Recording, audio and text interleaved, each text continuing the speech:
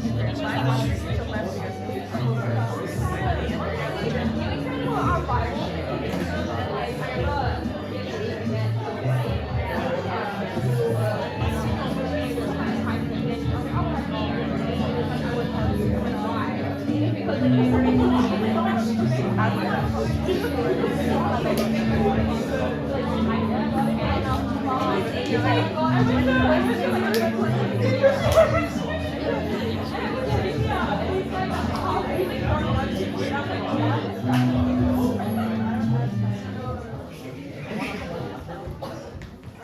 everyone, welcome to this year's production of Drunk Shakespeare, Much Ado About Nothing.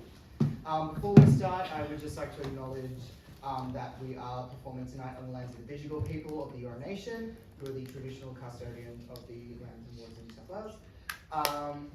I would like to extend any respect to any Aboriginal and Torres Strait Islander people who are here today, and any elders past and present. Sovereignty was never ceded, no treaty was ever signed, this always was and always will be Aboriginal land. Bit of housekeeping, the show will run for approximately 2.5 hours with a 15-minute intermission, during which time we ask you to briefly leave the theatre. And a content warning, sorry. This show contains misogynistic language. So that's Shakespeare, right?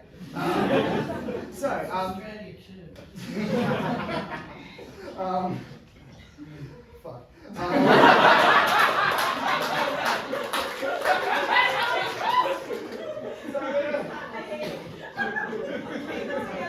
So we're going to do some introductions now. I'm Alex, I'm one of the directors, and this is Kathy, our ASM, and also our butler. Kathy has their RSA, and Kathy will be serving the shots for tonight. So quick show of hands, who here hasn't seen a Drunk Shakespeare? Wow. Okay. you guys are in for a fucking show, I'll tell you. So the way it's going to work is we have tonight for you 5 actors. And throughout the show, they are actually going to drink on stage and get increasingly drunk, and it is up to the other 13 members of the cast to pretty much keep everything all together. So do you guys want to meet who's drinking tonight?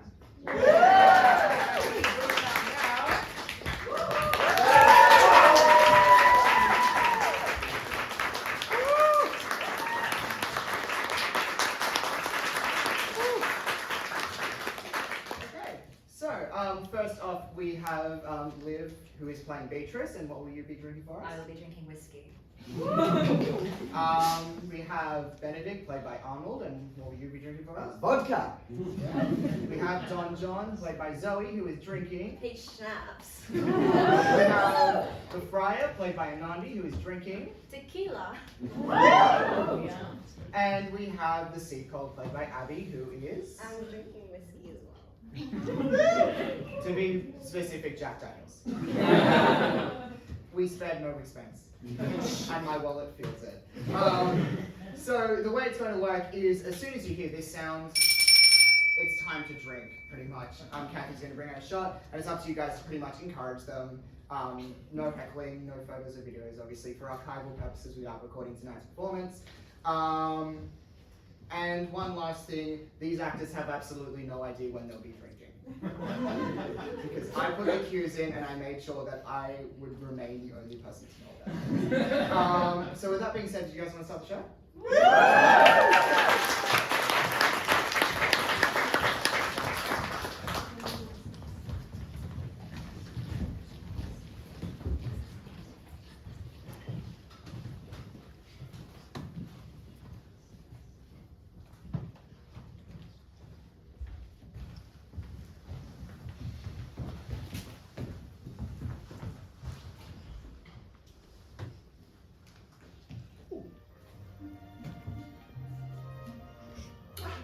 I find here in this letter that Don Pedro of Aragon comes this night to Messina.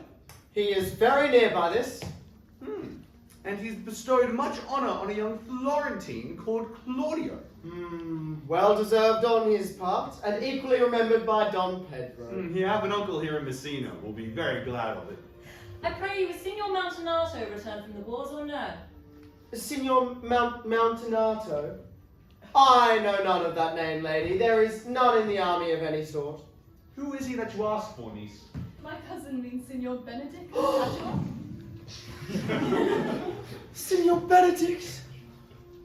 Oh, he's returned, and as pleasant as ever he was. But how many have he killed? For indeed I promise to eat all his killing.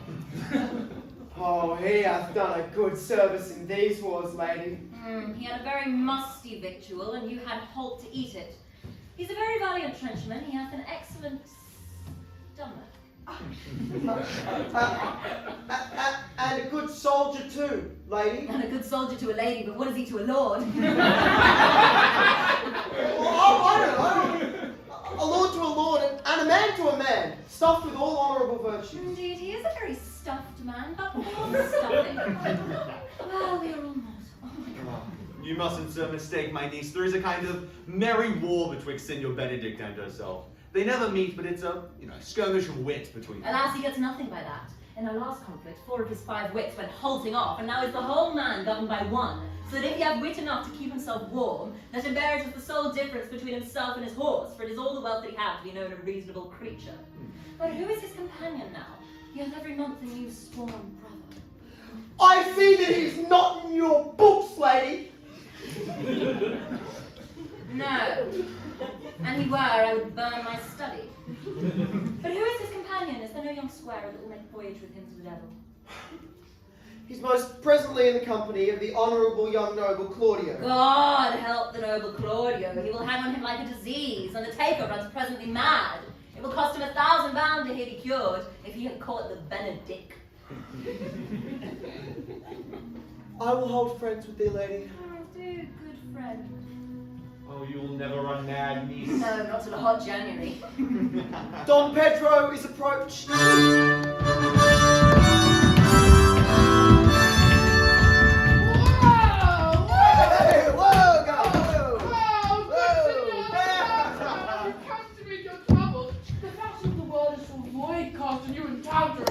Never came trouble to my house in the likeness of your grace, but trouble being gone, only comfort should remain. And when you take your leave, happiness departs and sorrow abides. Oh, you will embrace your charge too willingly.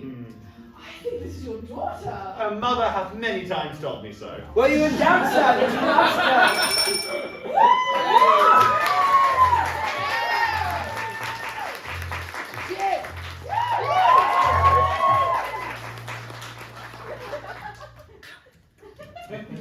No, Signor Benedict, were you within a child? Oh, you haven't fooled Benedict. We may guess from this what you are, being a man. Truly the lady fathers herself. Be happy, lady, for you are like an honourable father. Well, if Signor Leonardo be her father, she would not have his head on her shoulders for all of Messina, as like him as she is. I wonder that you will still be talking, Signor Benedick. Nobody marks you. What? My dear Lady Disdain, are you yet living? Disdain should not die, and she had such meat food to feed her as Signor Benedick. Why, courtesy itself must convert to disdain when you come in her presence. Then courtesy is a turncoat, for it is certain that I am loved of all ladies. Only you, of course, excepted. And I would I could find in my heart that I have not a hard heart, for certainly I love none. A dear happiness to women. They would also have been troubled by a pernicious suitor. No, I thank God in my cold blood I am of your humour for that. Well, I'd rather hear a dog bark at a crow than hear a man swear. God keep your ladyship still in that mind, so that some gentleman or other may scape a predestinate scratched face. Make it worse unto such a face as yours will. Well, you are a rare parrot, teacher. Good, my tongue is better than a beast of yours. And I would my horse at the speed of your tongue, and so good a continuer. But in God's name, keep your way. I have done. Oh, you always end with a jade's trick. I know you have. Oh, that is... Yeah!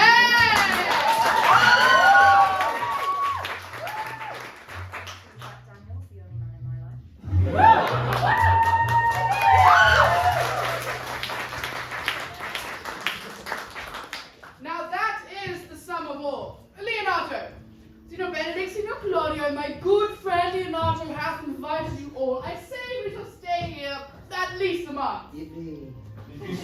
my lord. You shall not be forsworn. Let me bid you welcome, my lord. Being reconciled to the prince, your brother, I owe you all duty. I thank you. I'm not of many words, but I thank you.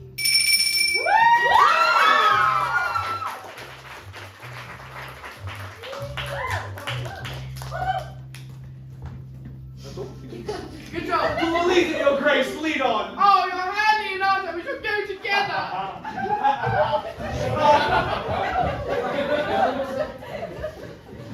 Oh, fuck.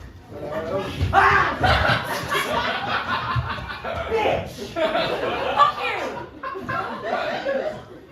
Come on, Claudio. Oh, Benedick. Didst thou note the daughter of Signor Leonardo? Well, I looked upon her, but I noted her not. Is she not a modest young lady? Do you ask me for my simple, true judgment as an honest man should? Or do you ask me after my custom as a self-professed tyrant to their sex? No, I pray thee speak in sober judgment. Sober judgment. Sober. Yes, sober. We think she's too low for a high praise, and too small for a great praise. As she is, I do not like her. Oh, thou stickest I am in sport. I pray thee tell me how thou truly liked her. Would you buy her that you would inquire after her? Could the world buy such a jewel? Yea, and a case to put it into. But speak of this with a sad brow. What do you mean to play the flouting jack and tell me that Cupid is a good hair finder and Vulcan a rare carpenter? Come, in what key shall a man lead you into the song? Well, in mine eye, she is the sweetest lady I ever looked upon. I can see yet without spectacles, and I see no such matter. There's her cousin, and were she not possessed with such a fucking fury, exceeds her in beauty much as the 1st of May doth the last of December. But I hope you have no intent to turn husband. Have you? Well, I would scarce trust myself, though I had sworn the contrary. Oh, if Hero would be my wife!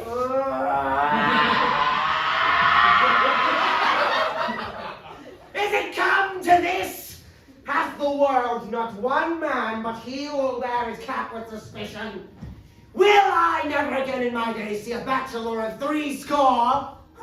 Well, go to in faith, and thou needst thrust thy neck into the yoke, wear the print of it, and sigh away suddenly. Oh, the Prince Don Pedro has come to seek you. What secrets hath held you here that you followed not to Leonardo? I would your grace would constrain me to tell. I charge thee on thy allegiance. Oh. Count Claudio, I can be as secret as a dumb man. I would have you believe this.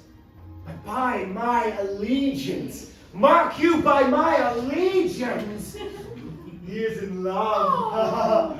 And with who? Why, that is your grace's part. Mark how short his answer is.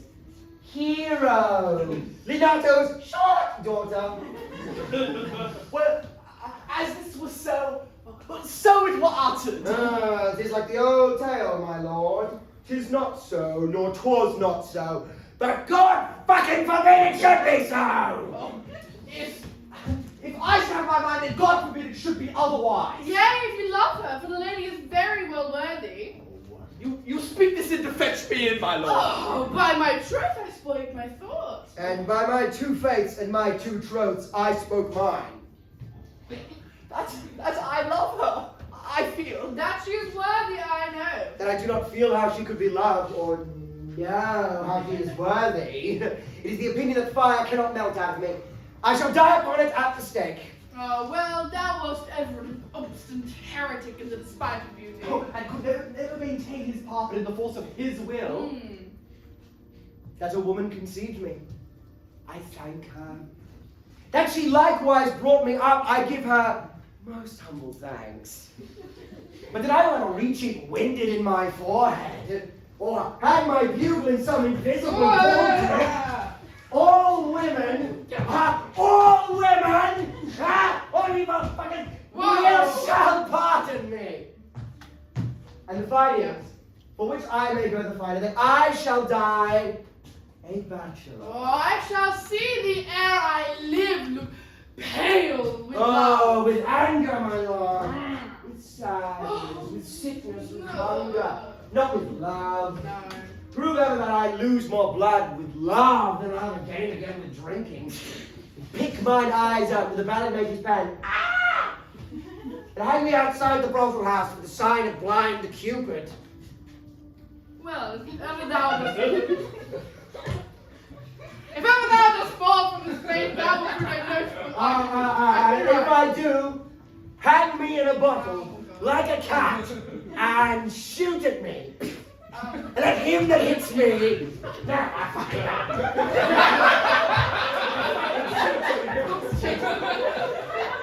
Stay the fuck back. I'm gonna fucking shoot and kill him. The prince dies.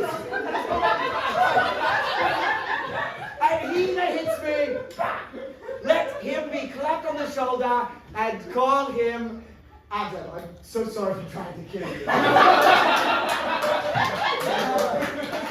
I have a problem. Yes. Go on. Can you be trusted? Well, it's time, shall try. In time, the savage bull doth bear the yoke. Oh, the savage bull man. Yeah. But you know the sensible Benedick do? Pluck the horns from the bull's head and set them in mine. And as they do signify, here one may find good horse, let me be vilely painted to say, here you may see Benedick, the married man. And if that should ever happen, thou should be horned mad. I will temporize with the hours. In the meantime, commend me to Leonardo's. Tell him I shall not fail him with supper, for I know he hath made much preparation. I have almost matter enough in me for such an embassage, my lord. And so I commit you. Oh, to the tuition of God, if I had it. The 6th of July, your loving friend Benedict. Nay! Mock not! Mock not! And so, I leave you.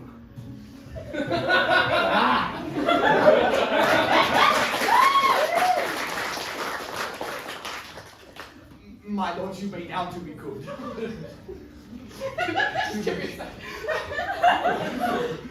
My love desire to teach. Teach him how thou shalt learn, how apt it is to learn any hard lesson that may do thee good.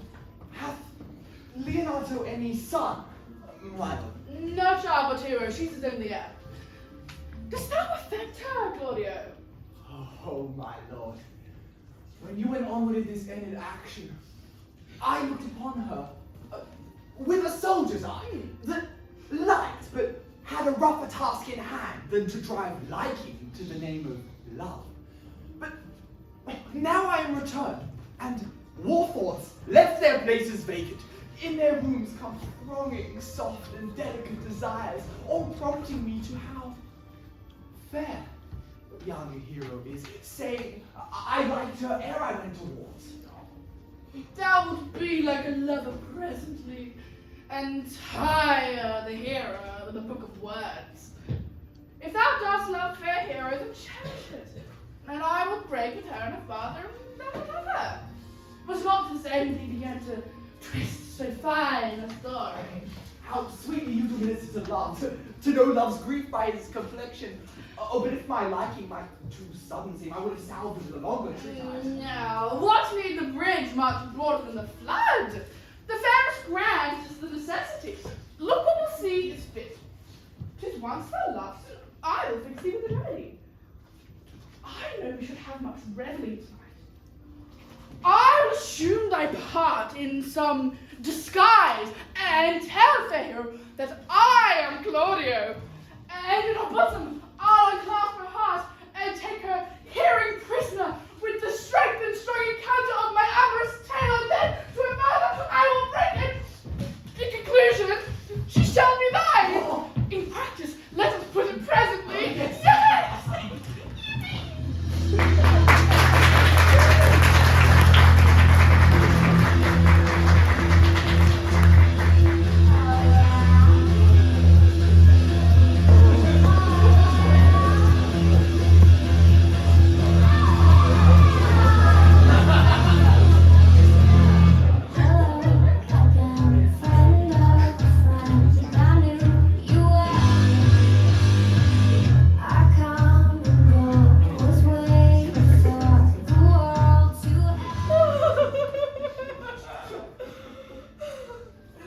good year, my lord. Why are you thus out of measure sad? There is no measure in the occasion that breeds it.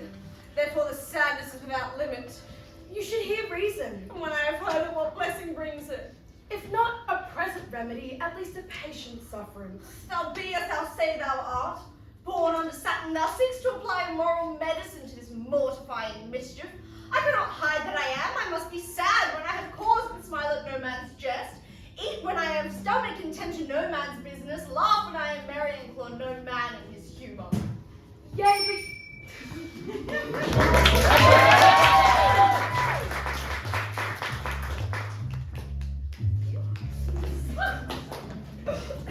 Yea, but you must not make full show of this, so you may do it without controlment. You have of late stood out against your brother, and he has taken you newly into his grace, in which it will be impossible for you to take true root, but by the fair weather that you make yourself.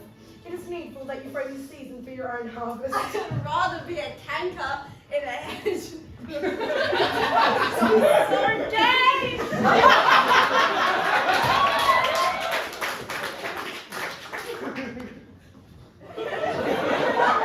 It better befits my blood to be sustainable than to fashion a carriage to rob love from any. It is.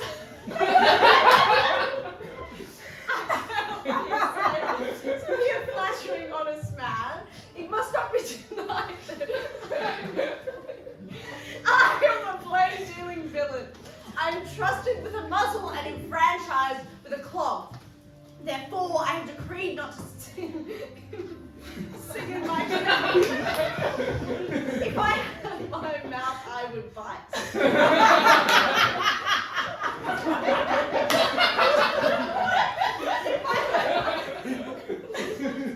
If I had my liberty, I would do my liking. In the meantime, let me be that I am and seek not to alter me. Can you make no use of your discontent? I make all use of it, for I use it only. Who comes here?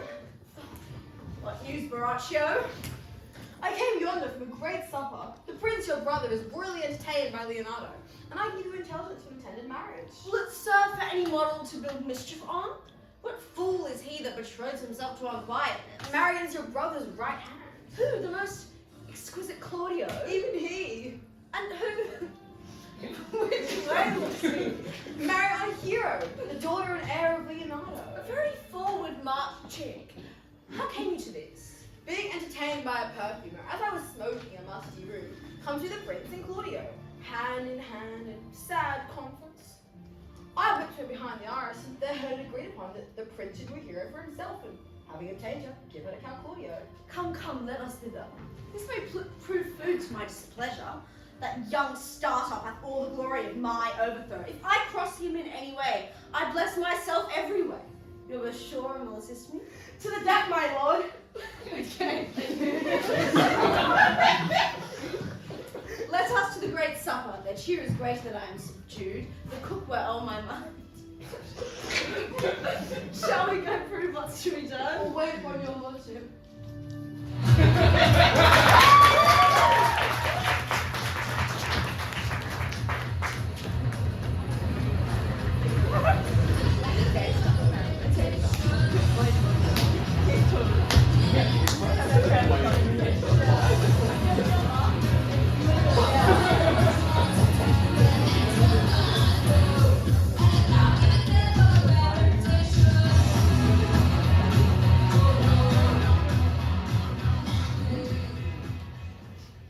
Was not Count John at supper? I saw him not. How tartly that gentleman looks. I never can see him. Oh, you're not too late. Don't worry about it. Just a second, you're actually fashionably early. How tartly that gentleman looks. I never can see him, but that I am heartburn an hour after. He's of a very melancholy disposition. Well, he were an excellent man, but we're made in the midway between him and Benedick. For the one, don't look at me like that. One is too like an image and says nothing. The other two like my lady's eldest son and more tattling. Well, then half Signor Benedick's tongue in Count John's mouth. Really? And half Count John's melancholy on Signor Benedick's face. I have a good leg and a good foot, uncle, and money enough in his purse. Why, Such a man would win any woman in the world if he could get her goodwill. No, by troth, niece, if thou be so shrewd of thy tongue, thou wilt never get to be a husband. In faith. She's too cursed. I shall lessen God's sending that way. For it is said, God sends a cursed cow short horns, but to a cow too cursed he sends none. So by being too cursed, God will send you no horns. Just if he send me no husband, the which I am at him on my knees every morning and evening. Lord, I could not endure a husband with a beard on his face. I'd rather lie in the wood. So you'll light on a husband that has no beard? What should I do with him? Dress him in my apparel and make him my waiting gentlewoman. No, uncle. A man with no beard is less than a man, and a man with a beard is more than a youth. He that is more than a youth is not for me, and he that is less than a man, I am certainly not for him. Therefore, I will even take sixpence into the bare head and lead his apes into hell. Oh, well then go you into hell? No, but to the gate. And there shall the devil meet me, like an old cuckold with horns on his head, and say, get you to heaven, Beatrice. Get you to heaven. Here's no place for you maids, so deliver I up my eggs and away I to St. Peter for the heavens. He shows me where the bachelors sit, and there live we, merry as the day is long.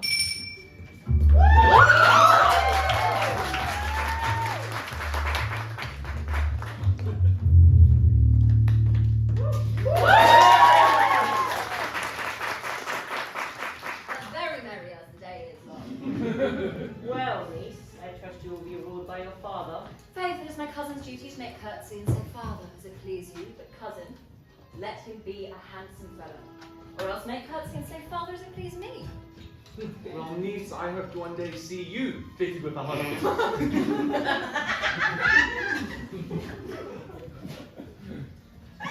Not till God make men of some other metal than earth. Would it not grieve a woman to be overmastered by a piece of valiant dust? To make an account of her life into a clod of wayward marl? No, uncle, I'll none. Adam's sons are my brethren, and truly I hold it a sin to match with my kindred. Adam's daughters, though. Oh, well, daughter, if the prince do solicit you in that kind, Who? you know your answer. Fault will be in the music, hero, if you be not wooed. If the prince be too important, tell him there's a measure in everything, and so dance out the answer. For hear me, hero. Wooing, wedding, and repentance are like as a Scotch jig, a measure, and a syncopace.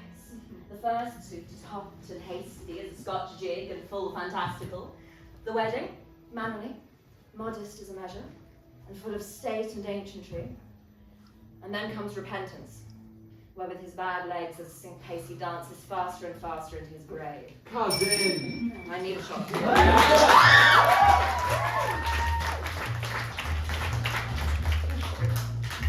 Send me into my fucking grave, Captain.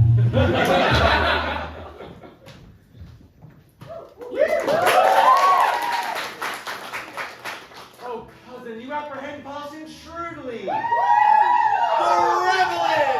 Brother, make the room,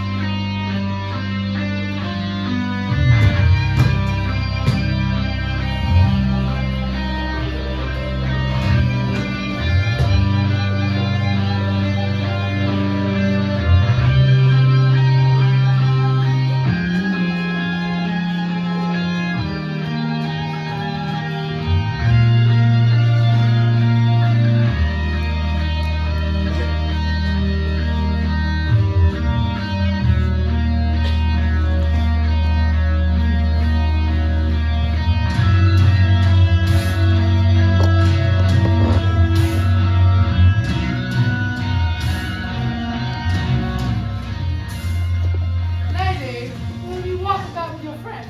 So you walk softly, look sweetly, and say nothing. You're sure? Especially when I walk away. It is me in your company.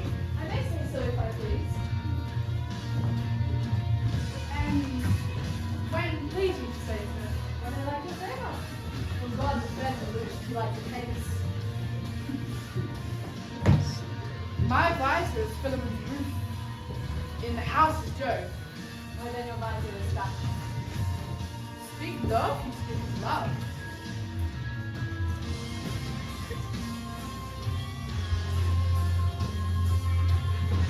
I would you did like me. Well, not I, but many ill qualities. Which is one? I say my prayers aloud. Oh, I love you the better. The hearers may cry, Amen! Then God match you with a good dancer. Ah, man. God get it out of my sight when the dance is done. No more words. Because of that.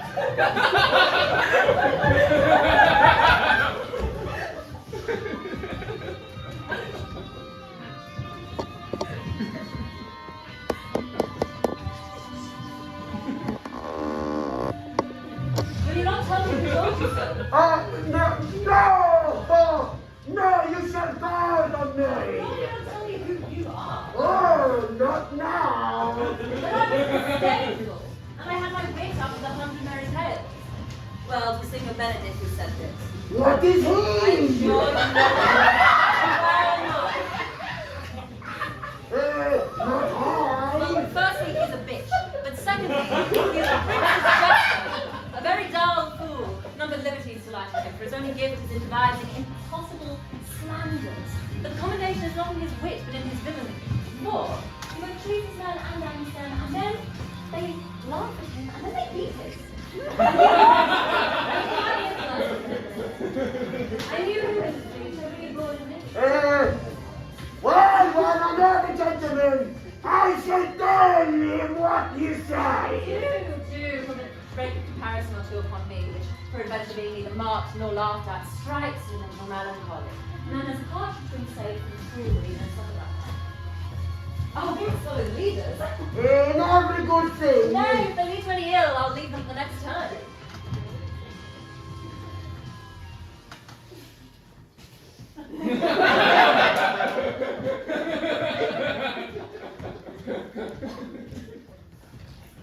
Sure, my brother is amorous on Hero.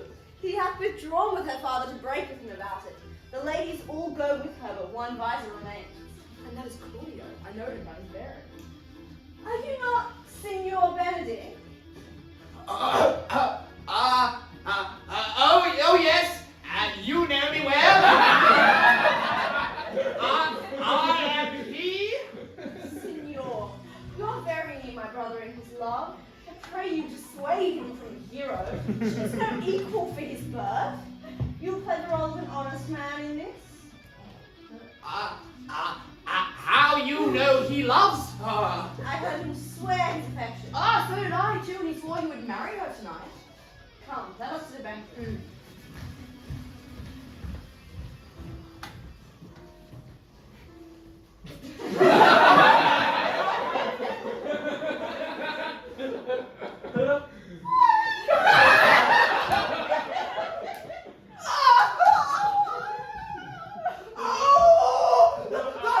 Thus answer I, in the name of Benedick. Oh, but hear this ill news with the ears of Claudio! Oh, it is certain so! The prince woos for himself. Oh, friendship is constant in all things save the office and affairs of love. Therefore, every heart in love use their own tongues. Let every eye negotiate for itself, and trust no agent. For beauty is a witch, which faith and charms melteth into blood.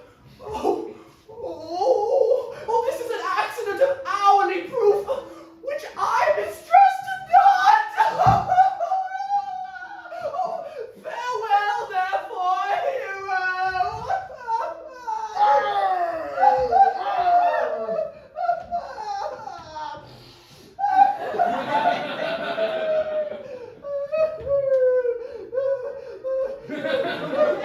This guy.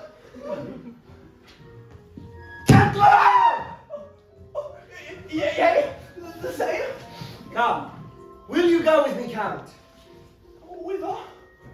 Why, ever to the next willow tree. me. About your own business, Count. Come. How will you wear the fashion of the garland? About your neck like a usurer's chain, or under your arm like a lieutenant's scarf? Either way, thou must wear it, for the prince hath got your hero. Oh! I wish him joy of heart!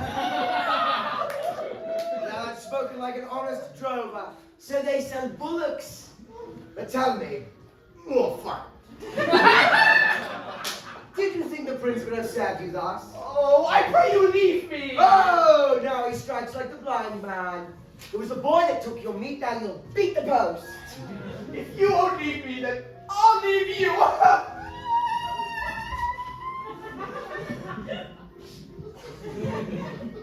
Alas, poor hurt fowl. Now he creeps in sedges.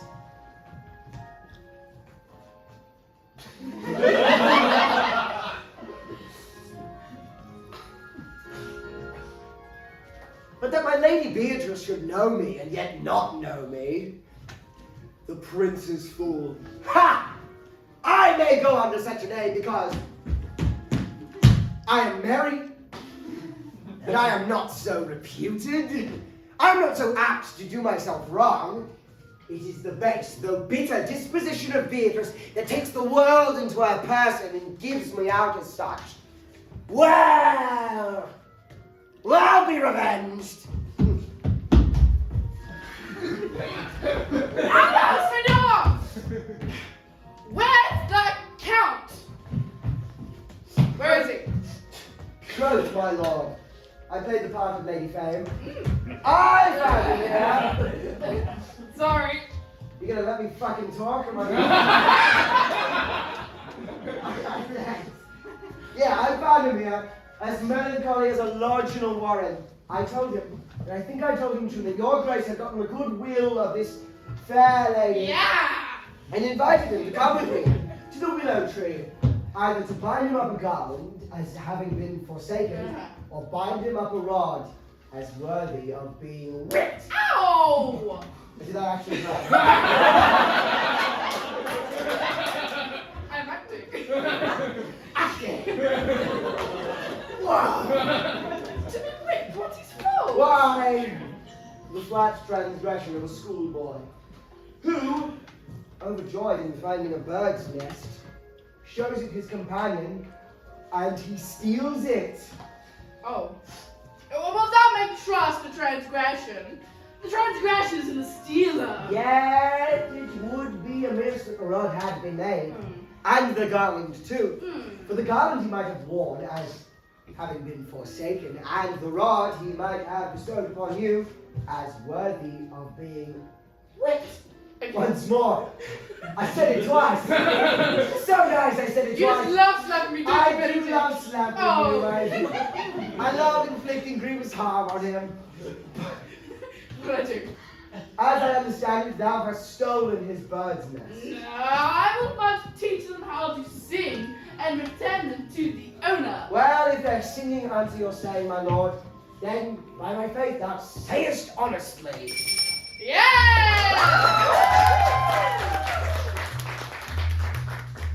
Alcohol facts. I drink alcohol.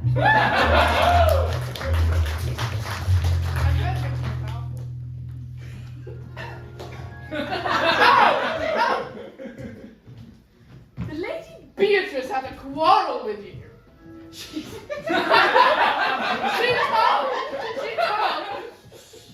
told the gentleman she danced with that she is much wronged by you. Oh. Oh. She misused me. Oh. Past the endurance of a block. An oak, but with one green leaf, would have answered her.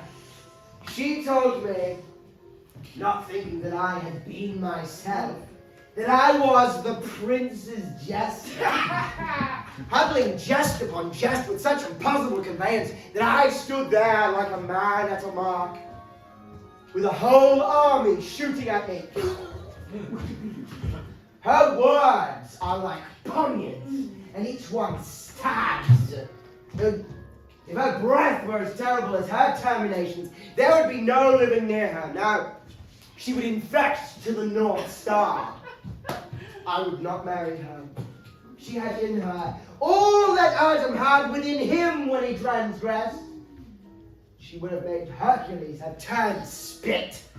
Yea, and cleft the club to make the fire too. Come, talk not of her. You will find her in found 8 in good apparel. I would to God some skull would conjure her. For while she is here, a man may live as peacefully in hell as he doth in a sanctuary. Yea, and people would sin upon purpose if they go thither. And so, to conclude, all disquiet, horror, and perturbation follows her. Oh, look, here she comes.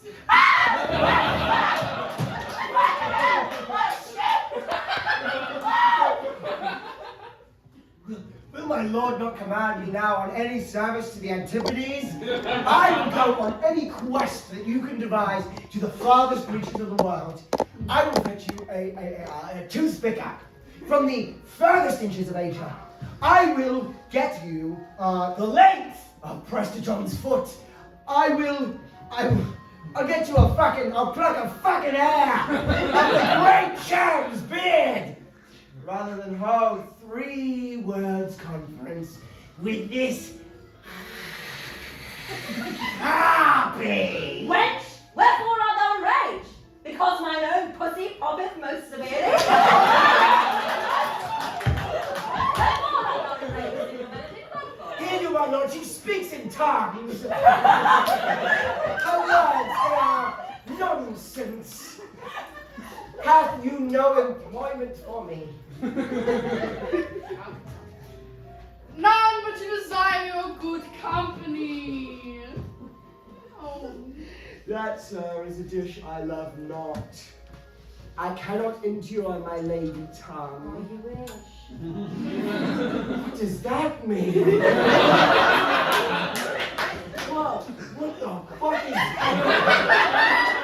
What is she talking? I'm out of here.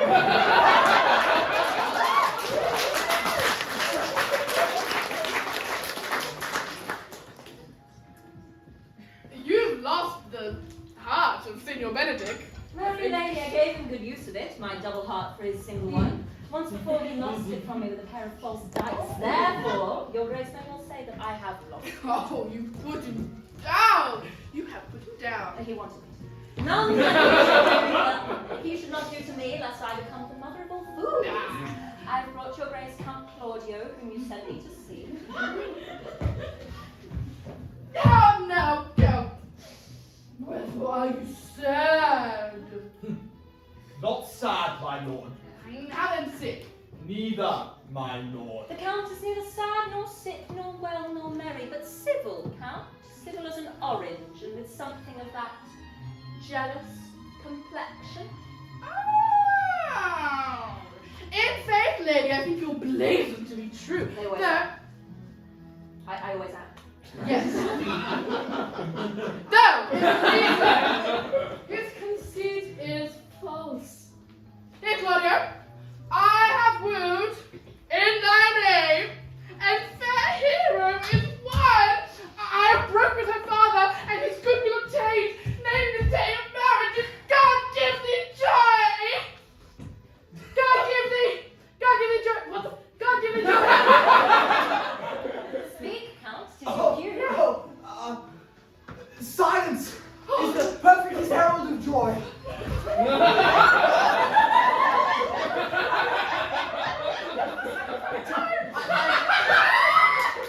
Why do you do that so tangled?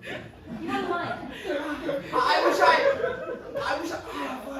Lady, as you are mine, I am yours. I give myself to you and dote upon the exchange. Speak, cousin. You have no lines in this show. It's all about you, and you don't talk an awful lot. Misogyny. Misogynistic language. Talk about misogynistic lack of language. Am I right? He cannot speak neither. Stuff is not for the kids. Oh, you have a merry heart, lady. Oh, I thank you, poor fool. It keeps me on the windy side of care. Oh, my cousin tells him in his ear that he is in her heart. And so she doth, cousin. Well, thus good Lord to allegiance. Goes everyone to the world but I, and I am sunburnt. I shall sit me in a corner and cry hi-ho for a husband. Oh, Lady Beatrice, I will get you one. I'd rather have one of your fathers getting count. Your father got excellent husbands. Have your grace know a brother like you? Oh, shit. Not just yet. Well, thou hast me, lady.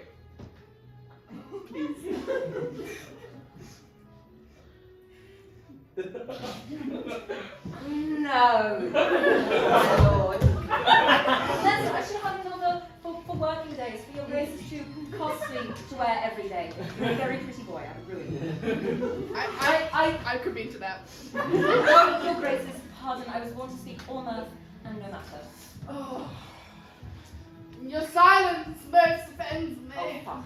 And to be merry best becomes you, for truly, lady, you were born in a happy hour.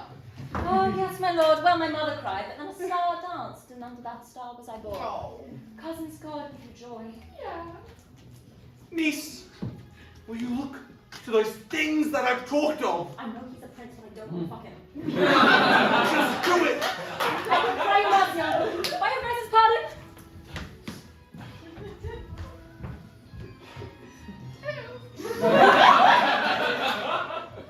By my troth to the fair lady.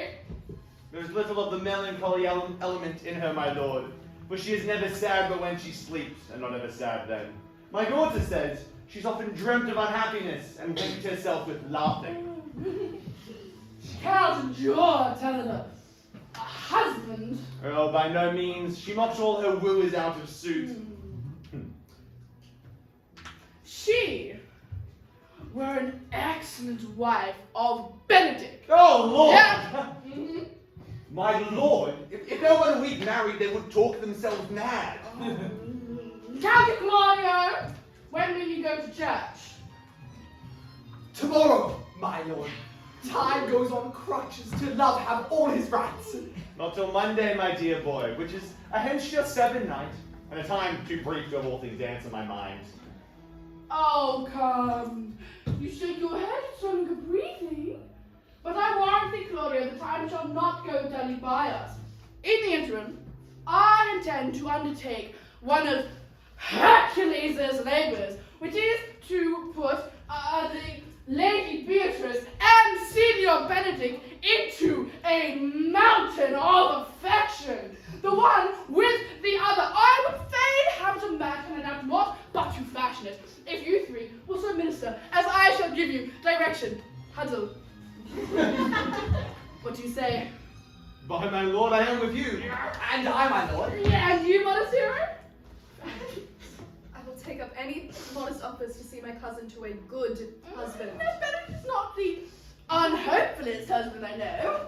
Thus far I can praise him. He is of a noble strain, of approved valor and confirmed honesty. I will teach you how to practice on your cousin so that she falls madly in love with Benedick. And I am yours to help you so minister on Benedick, that in spite of his quick wit, his queasy stomach, he falls in love with Beatrice. If we can do this, then Cupid is no longer an archer.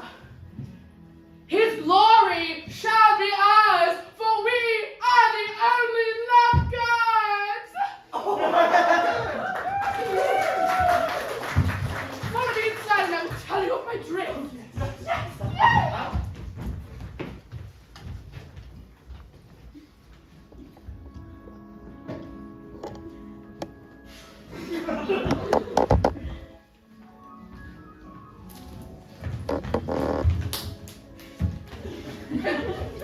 It is so. The Count Claudio will marry the daughter of Leonardo. Yea, my lord, but I can cross it. Any bar, any cross, any impediment will be medicinable to me. I am sick in displeasure with him, and anything comes athwart. He says, Anything comes of what his affections ranges evenly with mine. I can't so cross this marriage. Well, not honestly, my lord, but so covertly that no dishonesty shall appear in me. Show me briefly how. I think I told your lordship a year since how much I am in the favour of Margaret, the waiting gentlewoman to hero. I remember. Well, I can at any unseasonable instant of the night appoint her to look out at her lady's chamber window. What life in this is to be the death of this marriage?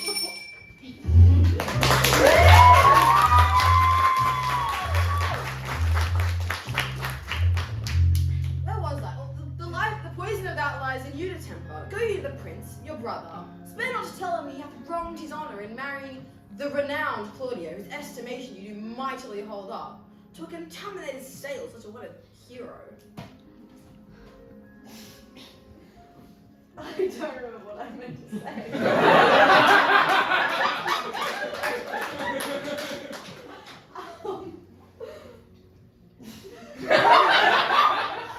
What proof shall I make of that? Proof enough to misuse the prince, to vex Claudio, to undo hero and kill Leonardo.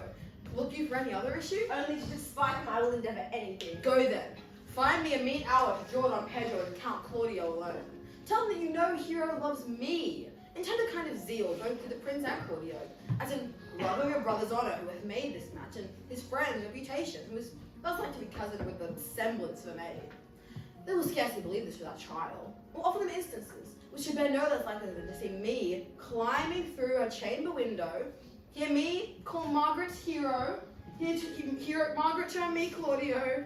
For in the meantime, I also fashion the matter that hero shall be absent, and there shall be such seeming truth of hero's disloyalty that jealousy shall be called assurance, and all the preparation overthrown. Row this to what adverse issue it can, and I will put it into practice. Be cunning in thy working, and thy fee is 1,000 ducats. 1,000 ducats! Be you constant in the accusation, and my cunning shall not shame me. It's a fucked up plan, but I will presently convert the day marriage. Thanks, boss.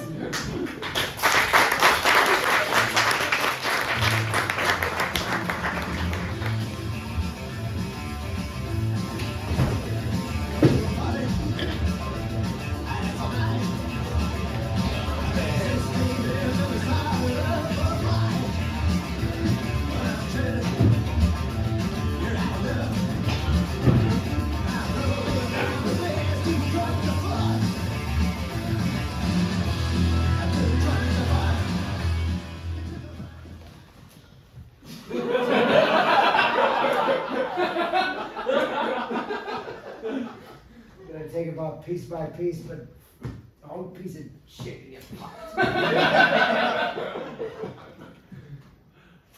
I too much wonder that one man, seeing how much another man is a fool when he devotes himself to the behaviors of love, will, after he hath laughed at such shallow follies in other men, become the argument of his own scorn by falling in love. And such a man is Claudio. Well, I have known when there was no music in him but the drum and the fife. And now he'd rather hear the table in pipe. I've known when he walked 10 miles afoot to see a good armor. Good armor. And now he'd rather lie 10 nights away, carving the fashion of a new doublet. He was once wont to speak plain and to purpose, like an honest man and a soldier. And now as he turned, oh God, do I even say it? Orthography. May I be concerned? May I be may I be converted and see with his eyes? Oh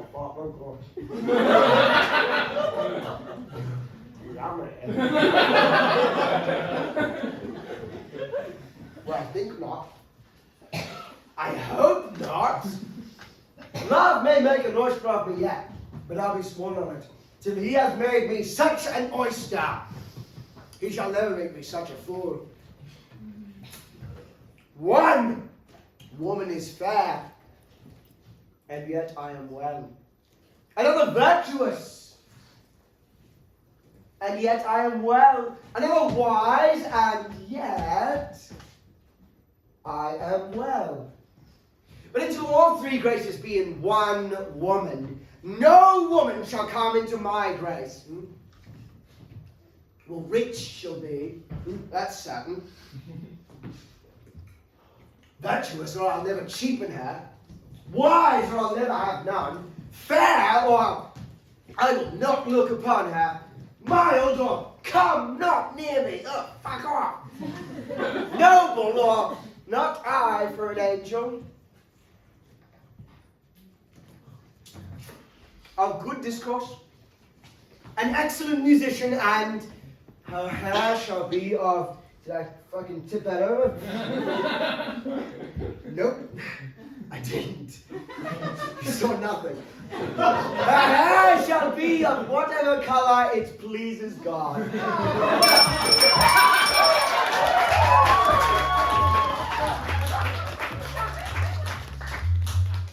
Pass the lips, pass the gums. Look out, Tommy, here it comes.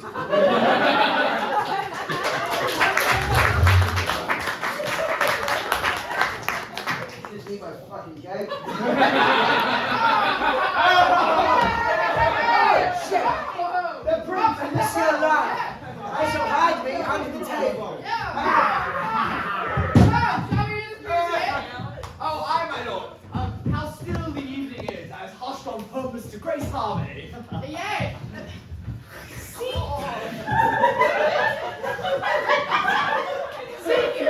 my Benedict had hit himself. Oh, very well, my lord. The music ended. Fix this kid box with a pennyworth. Come! Well, here's that song again. Oh, good, my lord. Tax not so bad a voice to slander music any more than well. No, it is a very image of excellency for a strained face with no protection. Come, sing and let me woo no more. Since you talk of wooing, I will sing. Since many a wooer doth commence his suit to her, he think himself not worthy, yet he woos, yet will he swear he loves. No, I'll no longer argue, and if that will continue to protest, then do it in notes. Note this before any of my notes. No note of mine is worth noting. Oh, why is the very crotchet that he speaks? Notes, forsooth, and nothing. Now, divine heir, now is his soul ravaged. Is it not strange that sheep's guts should hail men's souls from their bodies? Well, a horn for money, a horn for mine, money will all said. Yes. Oh,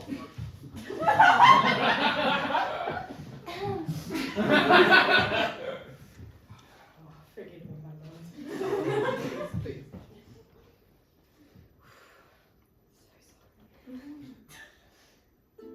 There's some whores in this house.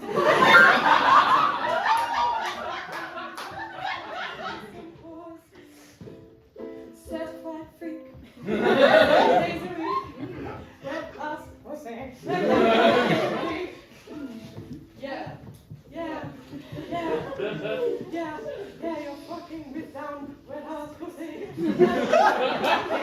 Get a bucket and walk for this wet ass pussy. Everything else for this wet ass pussy.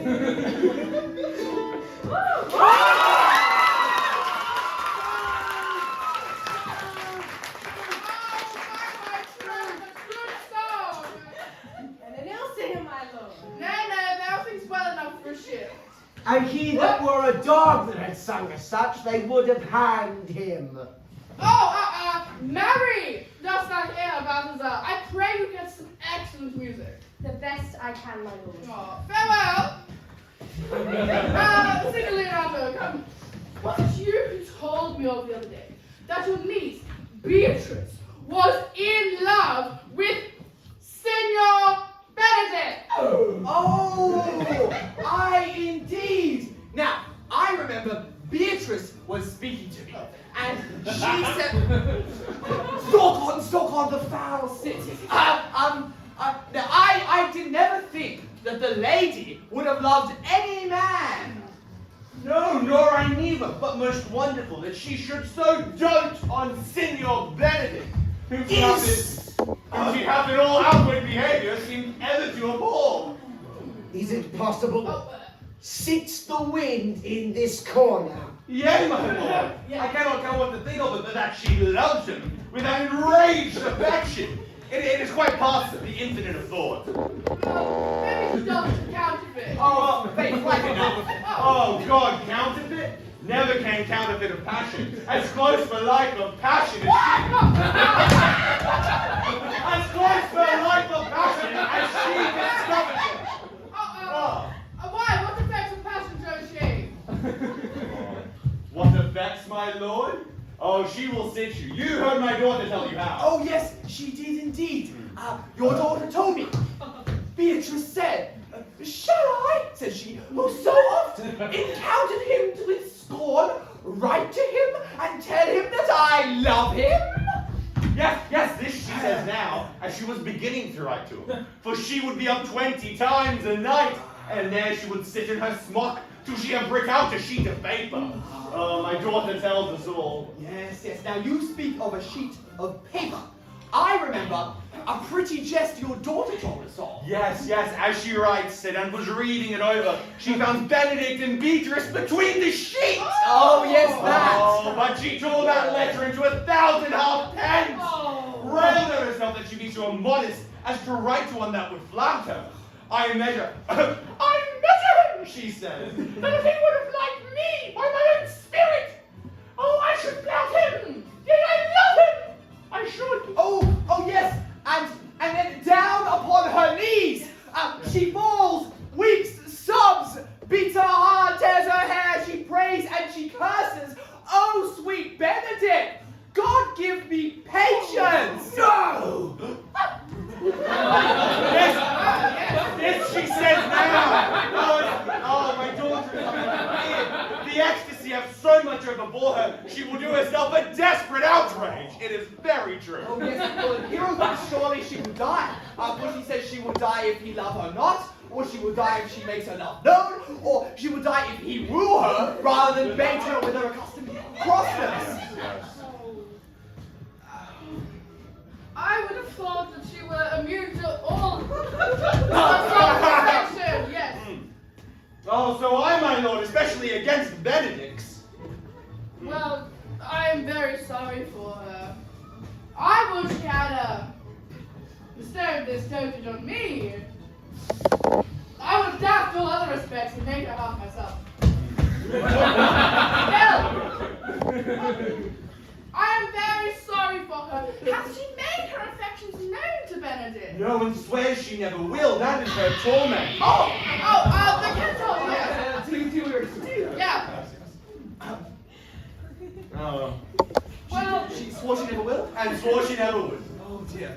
Well, we cannot tell him, my lord.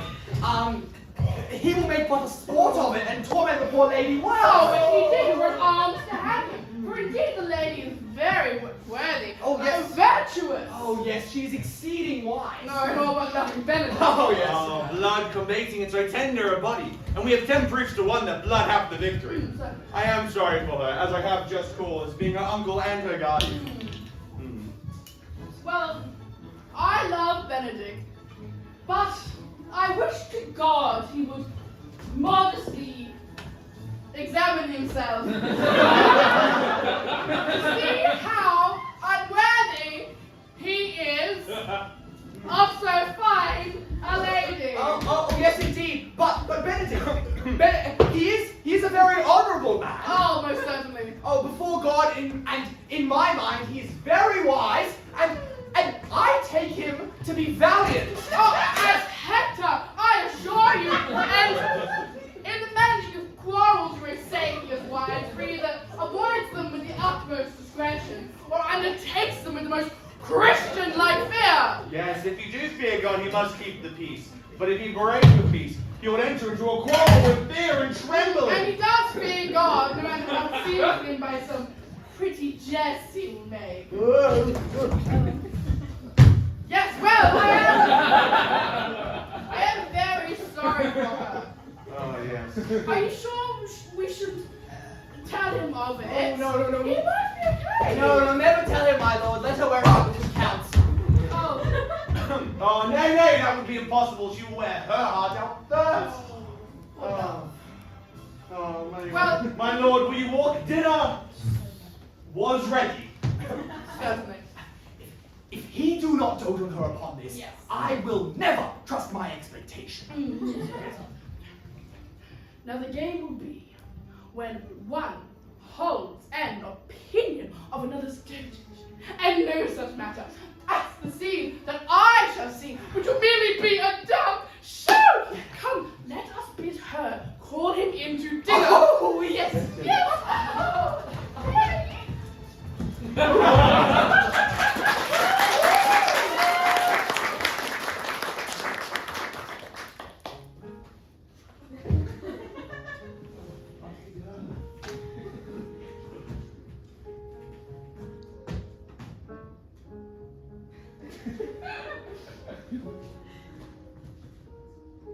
This can be no trick. The conference was sadly born. They had the truth of this from Hero. It seems the lady's affections have their full bent. Love me. Why? Must be requited. I hear how I am censured. They say the lady would rather die ere show any outward signs of affection. They say too that I will bear myself proudly if I perceive any affection come from her. I did never think to marry. I must not seem proud. Happy are those that hear their detractions and can put them to mending. You say the lady is fair. 'Tis so, I cannot reprove it. And virtuous, yea, I can bear them witness. And wise, but for loving me, 'tis no great addition to her wit, nor is it any great argument for her folly. For I will be horribly in love with her.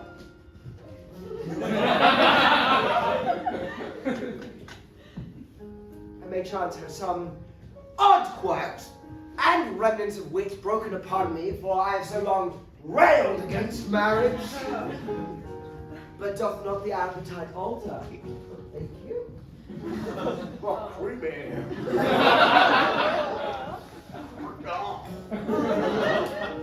Fuck a good guy.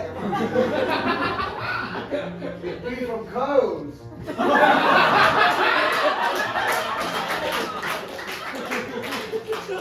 If a man not love the meat that he cannot endure in his old age, shall these quips and sentences and paper bullets of the brain awe a man from the career of his humor? No! The world must be peopled. When I said that I would die a bachelor, I did not think I should live until I were married. Here comes Beatrice. Oh, by this day, she is a fair lady. I do spy some marks of love in her.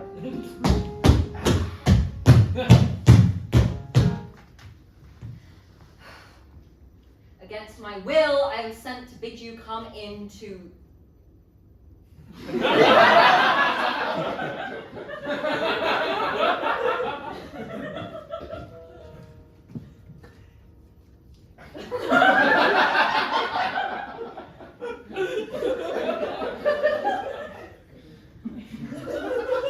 dinner. Sweet Beatrice, I thank thee for thy pains. Don't touch that, he's quite contagious. It's called being epic disease.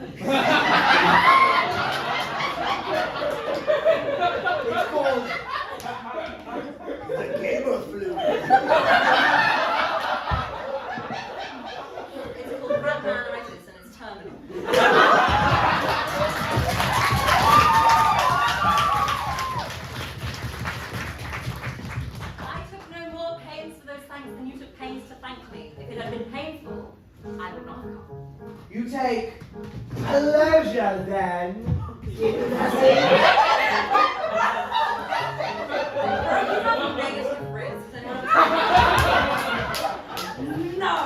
There's none that you should take upon the knife's point or to choke a door withal. You have quite the stomach, senor. Damn bitch, you look like this. I'm covered in poo-poo.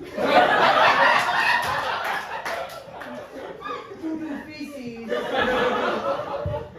Fare you well.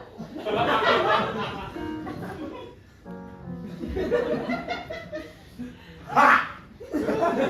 Against my will, I am sent to come beat you to dinner. There's a double meaning in that.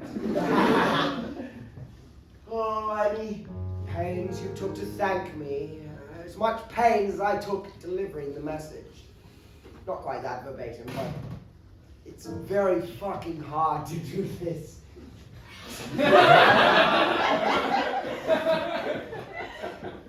She's basically implying that any pains she takes are as easy as thanks. Ah! Oh, if I do not pity her, I am a villain. If I do not love her, I am a fool.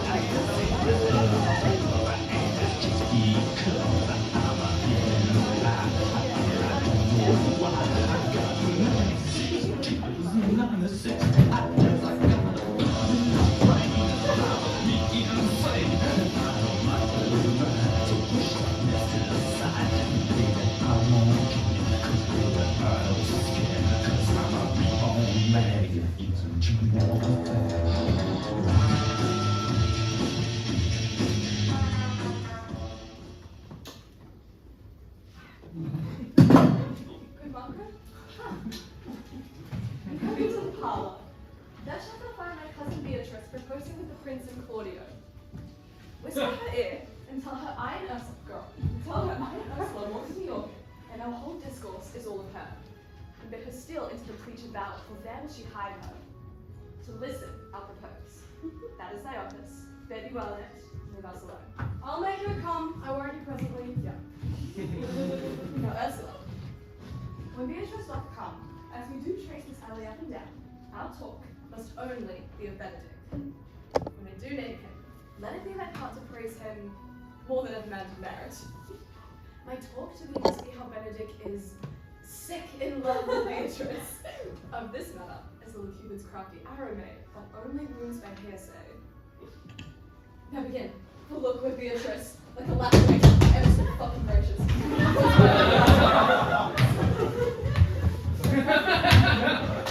The pleasant sampling is to see the fish cut with the golden oars this of a stream really devour the treacherous bait.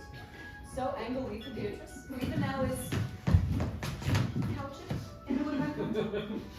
So then, maybe not my part in the dialogue. So we're going to angle near her so that her ear may lose nothing of this false sweet bait that we laid for it. Oh, truly, Ursula, she is too disdainful. But I know this Beatrice. Oh, shit, sorry! Fuck!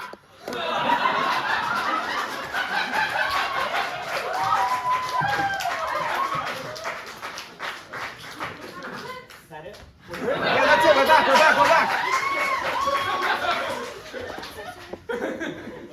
Oh, I didn't see you. Alright, sorry.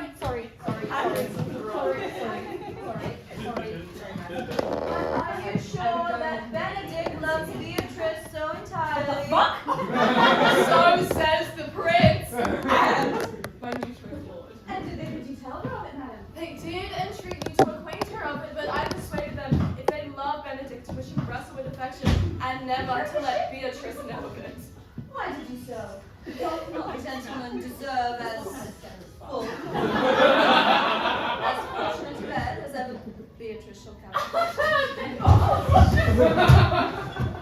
Oh, God of love, I know he doth deserve as much as may be yielded to a man. But nature had a framed woman's heart of prouder stuff than that of Beatrice.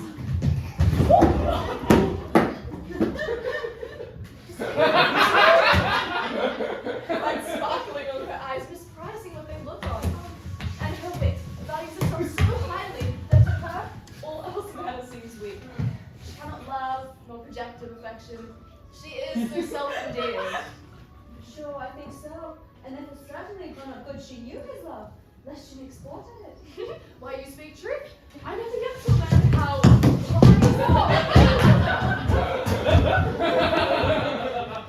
how rarely featured, yet she would spell him backwards. If their face would swear, she would swear the man should be her sister. If bold, if low and a cake very vilely cut, if speaking a paid woman or limp, if silent by a block. Now, I don't need any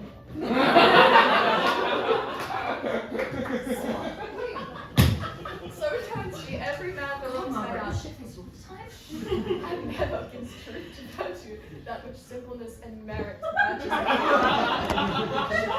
Sure, such carping is not commendable. No, not to be so odd and more fashioned as Beatrice is.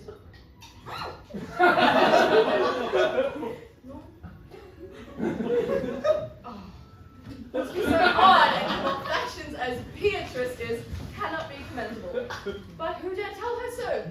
If I were to speak, she would mock me out of myself, press me to death with wit, make me laugh out of myself. Therefore, let Benedick, like common fire, consume away in size and waste energy. For it were a better death to die with moss, which is as bad as die with tingling. Yes, talk of it. Hear what you will say. No. Rather, I will go to Benedick and counsel him to fight against his passions.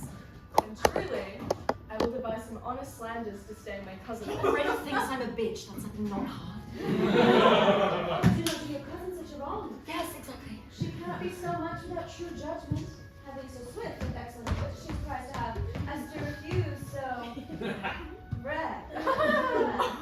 Benedick? He is the only man of Italy, always accepted my dear Claudio. I pray you be not angry with me, madam. Oh. Speaking of fancy, See? Signor Benedick, of shape, forbearing, argument.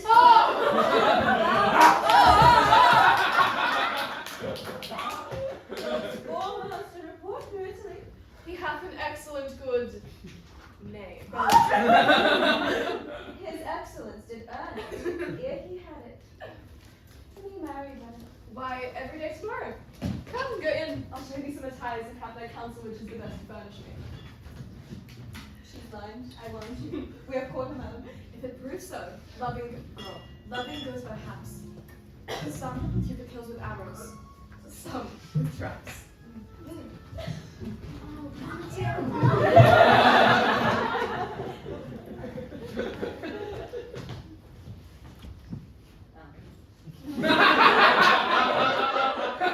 It's not her drunk night, I guess.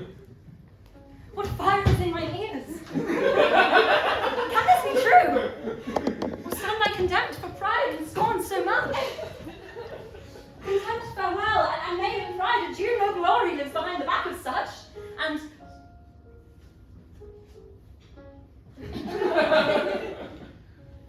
Benedick.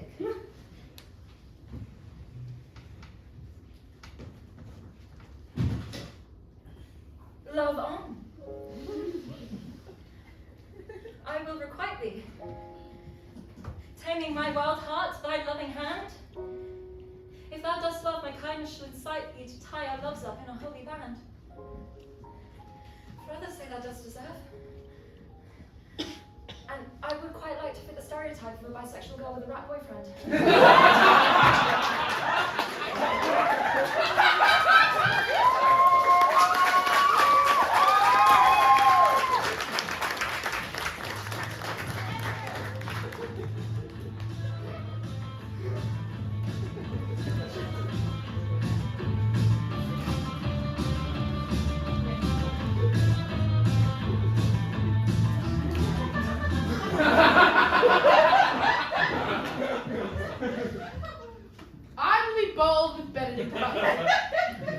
I will be Bob Benedick, but for his good company from the crown of his head.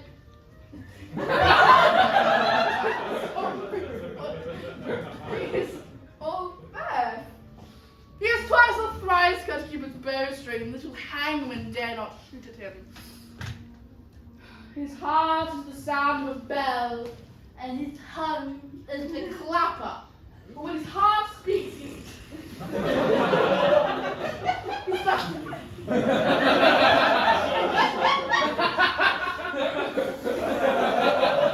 his tongue thinks.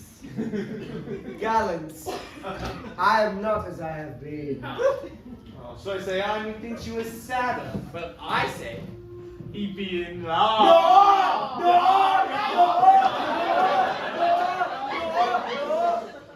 Hang him through it. There's no true drop of blood in between touch of love. If he be sad, he wants money. I have the toothache. Oh, right. Hang it! You must hang it first. You must hang it first and then draw it afterwards. Hey. Well, we're but a humour or a worm. Every man can master a grief except he that has it. You fucking cunt. You little bastard, you big long fucking Dumbledore bitch. Well, so say I. He be in love. Oh.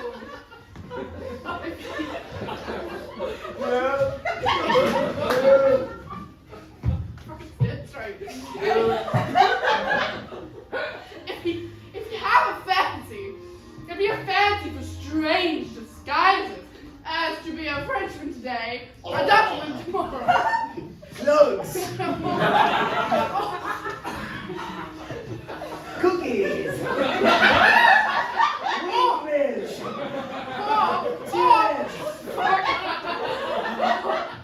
Benedick, be quiet. Or in the image of two countries at once, as a German from the hip downward, or Schnitzel. Bratwurst. This is the lowest form of humour. That shouldn't be laughing. Stop entertaining him. I'm trying to make fun of him. And the Spaniard from the hip upwards, no Olives. If he have not a fancy for this foolery, as you would say he is, then he be but a fool for his fancy, as it appear he do be. But if he be not in love, there's nobody in the old signs. Look, he brushes his hair on mornings. What should that go? Does anyone see him to barbers? Oh, nay, but the barber's man hath seen him, and the old ornament of his cheek hath already stuffed his balls. He looks younger than he did by the loss of a beard. Nay, he rubs himself. Nay! He rubs himself with some fat. Maybe smell him out. Don't smell me, I'm pooping myself. Oh, well, that's as much to say the sweet youth's in love. Oh, the greatest note of it is melancholy. And when was he want to wash his face? Yea, or paint himself, for which I hear what they say of him. Oh, nay, but his jesting spirit has already crept into lute strings and is governed by stops. That tells a heavy tale for him. Conclude, the boy who is in love. Oh, nay, but I know who loves him. Shut up! I would warrant a man who knows it not. And yet, this is no charm for a toothache. Oh. Old senor, I shall desire to walk aside you, away from these motherfuckers. Oh. Well, he did. To beg with him about Beatrice! Oh, Beatrice, 'tis certain so. Now, Hero and Margaret have with this played their part with Beatrice. Yes. So now the two bears will not bite one another when they meet. My lord and brother, God save you. Evening, brother. Your leisure served, I would speak with you. In private? If it please you, yet. Jesus. Yet Claudio and they here for what I speak of concerns you. Why, what's the matter? Your lordship, married. Oh, Oh, you know he I know does. not that when he knows what I know. If there be any impediment, I pray you discover it. You may think I love you not, and let that aim to let that be after. Little I now aim to manifest. I think my brother holds you dearly, and in dearness of heart hath hoped to effect your ensuing marriage. Surely suit ill spent and labour ill bestowed. Why? What's the matter? I've come hither to tell you, circumstances shortened, for she has been too long a talking to. The lady's a lesbian. Who? Hero? Even she, Leonato's hero, your hero, every man's hero. Oh, not men.